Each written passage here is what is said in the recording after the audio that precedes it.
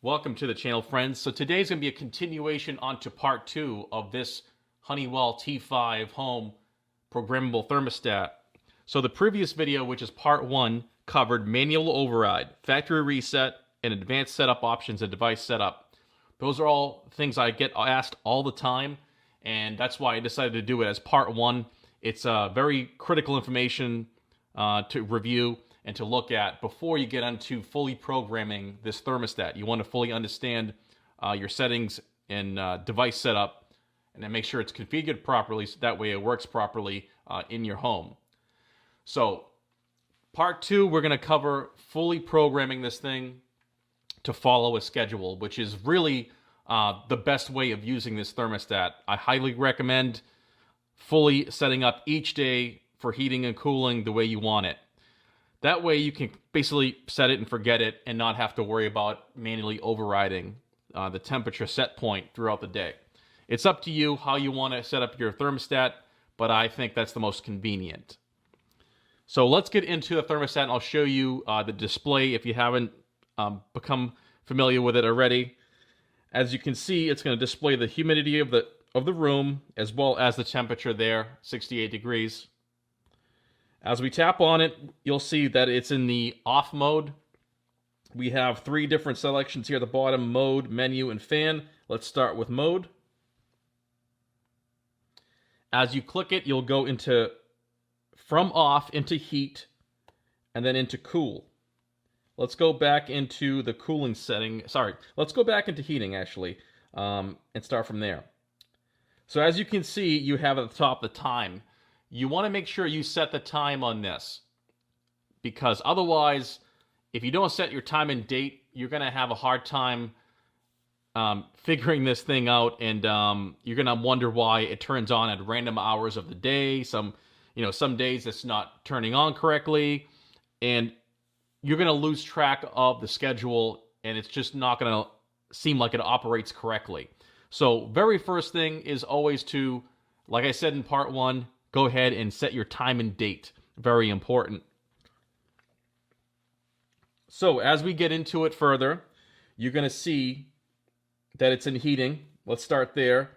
And you want to follow schedule. Now, as you can see here, it's not allowing you to follow schedule because it's in manual mode. To get out of manual mode and get into the actual programming of it, you're going to have to go into the menu. But before that, let's show you what the fan button does. Just to get that out of the way, you have your auto, on, and circulate. Let's go back to auto. That's what you want to be on at all times. If you have it selected on, that's going to keep your fan on indefinitely, night and day, until you come here and turn it back to auto. And then circulate is going to be, according to the manual, it circulates your fan randomly 33% of the time. That's how it's explained in the manual. I guess that could be a good thing, but let's go ahead and put it back on auto, and that's where you want to be running for your heating and cooling cycles. So we have it in heat. Let's go ahead and go to menu, and we want to go to the schedule. Let's hit select. As you can see here, it's in schedule off. This is what we do not want. We want to turn this on. So we hit the bottom right, and it's going to give you schedule on. Now it's going to bring you into Monday wake. So you have 4 periods of the day: wake, away, return, and sleep. So as you progress through this, Monday away, it's going to start with Monday, and then it's going to go through each one of the time periods of the day, and you have to set up each one. And then it continues on to Tuesday. So depending on how you have this set up, you could have it set up for each one of the days, Monday through Friday as one block. Same thing with Saturday and Sunday, or you can have Saturday and Sunday individually, or you can have no schedule. That's all in the advanced program setup. Check out part 1 if you want to take a look at that. But as you can see here, I have it set up for each day. So it's going to continue Monday, Tuesday, Wednesday, and so on. So, and then for each period of the day, you're going to have to go in, take some time, and fill out all this. So we're going to start with Monday and wake. We're going to hit select, and then you're going to have wake, and then you can have the time that you want it to heat up to your set point. So you're going to set that at whatever you want. Okay, let's just keep it at 70 just to be easy. Hit select, then it's going to continue and advance into cool, as you saw that right there pop up.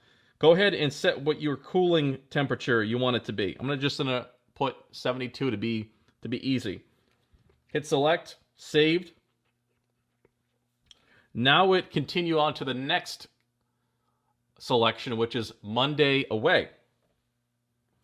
And then you're going to have to do the same thing. So every period of the day, you're going to have to take time initially and set it up. Away, home, sleep. And then it repeats over and over again until the complete schedule is filled out. So you're going to have to take the time to do that. And then once you do that,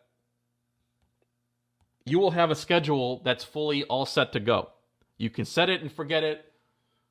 It will automatically turn on to 70, 72, whatever your set point is for that particular heating or cooling cycle.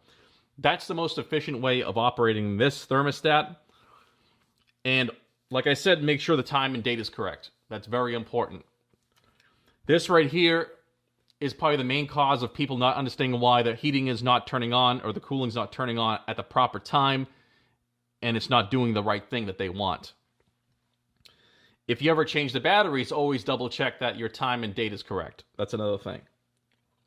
So as you can see here on the screen now, you've got following schedule, because we are in a schedule now.